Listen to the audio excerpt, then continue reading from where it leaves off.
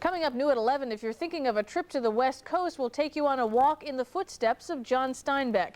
Join us for that story and more coming up on New at 11. New at 11, a gunman opens fire at an overnight party in Cohoes. One man is dead, another under arrest. A smoky fire forces the evacuation of a local Walmart. And an emotional look back as veterans pay tribute to those killed in the Battle of Iwo Jima. Now, live. You're watching News Center 6. New at 11. Good evening. One person is dead after being shot 10 times during an overnight fight in Cohoes. The accused triggerman was caught in Massachusetts. Shocked family members tell us the two were friends. Diane Ward has that story. Was that Mike wouldn't hurt nobody. He was very good to everybody. Mike loved life. He loved to help everybody. Those who knew Michael Court spent the day trying to make sense of his murder. He was very well liked, very loved, very loved. He'd take the shirt off his back for anybody. He did not deserve this. Police say the victim was drinking and hanging out with friends at his girlfriend's Roulier Heights apartment when he and a buddy got into an argument. Neighbors say they saw 24-year-old Wilfred Sonny Brissett storm out of the apartment only to return a short time later. He came back not even 5 minutes later, sped right into the front of the house, slammed his brakes, left the car running, the lights on, went into the house with a shotgun and shot the other boy. Police allege Brissett pumped at least 10 bullets into Courts. They say he ran outside and smashed the window of another friend's car with the butt of his semi-automatic rifle before ditching the gun in a snowbank and then taking off. Blows my mind. But one of Brissett's childhood friends says he was not the type of guy to get into a fight with anyone. Sonny he always had a really easygoing disposition. If you shoved him or something, he just, yeah, whatever, I can't see him doing this. And that was Diane Ward reporting. Brissett remains in Lenox, Massachusetts, where he was arrested. He'll be brought back to New York sometime this week to face murder charges. Customers at the Walmart store on Washington Avenue are told to get out of the building tonight after a small but smoky fire breaks out. The blaze started in a trash compactor that's attached to the store. There was only minor damage to the stockroom and nobody was hurt. Firefighters say the ashtrays from the store were dumped into the garbage just about an hour before the fire, and that may have been the cause. Two families are homeless tonight after flames tear through 805 Congress Street in Schenectady. The fire started at about 4 this afternoon in one of the bedrooms of the row house. It was put out in about 45 minutes. No one was injured. Investigators are now trying to find out why it started. Continued controversy tonight over the governor's plan to ship some area jobs downstate. Governor Pataki wants to consolidate the state's data processing operations by moving the offices to 3 old IBM plants in Kingston, East Fishkill, and Endicott. But Albany County Executive Mike Breslin and Assemblyman Jack McEnany say the plan is devastating to the Capital District. Identified in the newspapers as Governor Pataki's potion down the river in the Kingston area is going to be poison to us. The impact would be devastating. With the 4,000 jobs would go to retail sales, would go to houses of people who move out of here. I can't give a precise number of it, but it would be devastating for this economy. We spoke to the governor's office this afternoon, and a Pataki spokesperson says it's far too early to say what the economic impact will be on this area.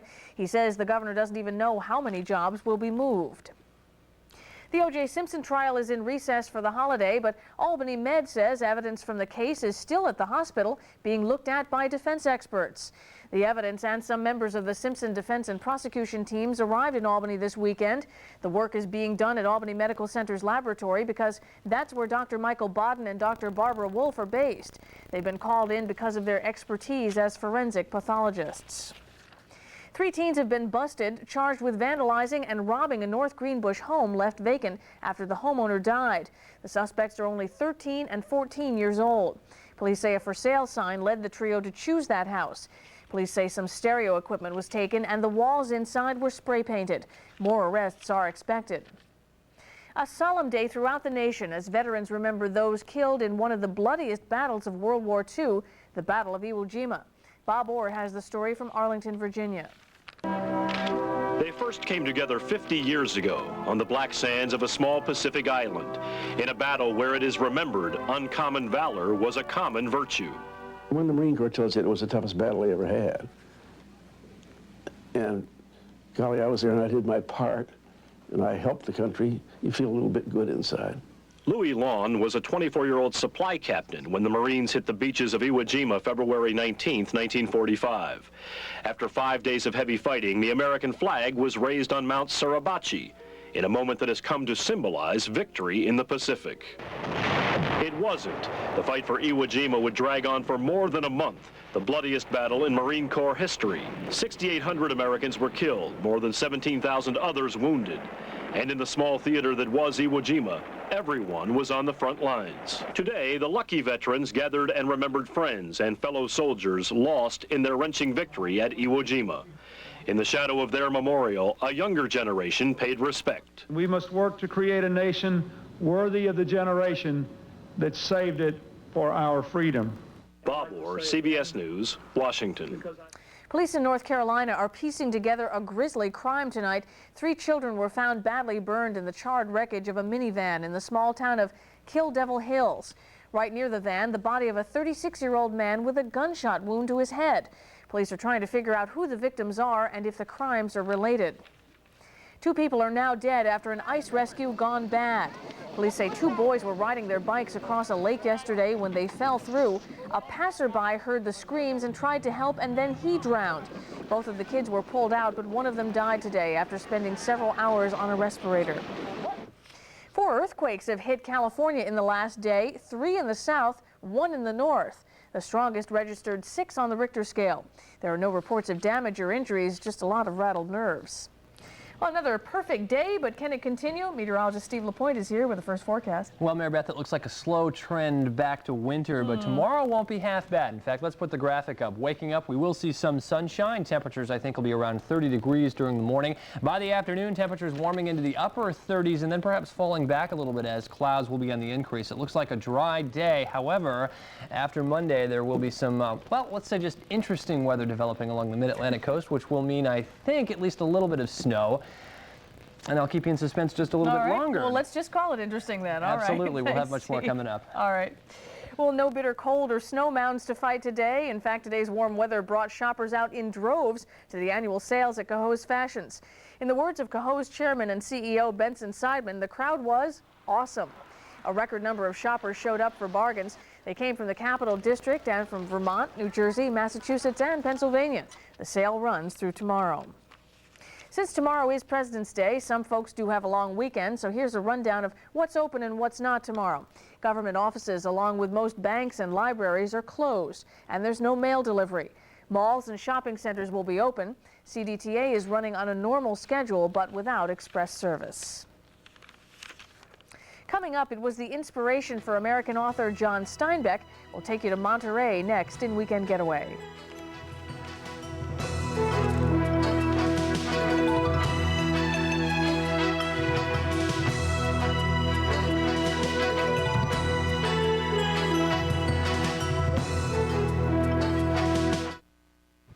You're watching News Center 6, new at 11 on WRGB.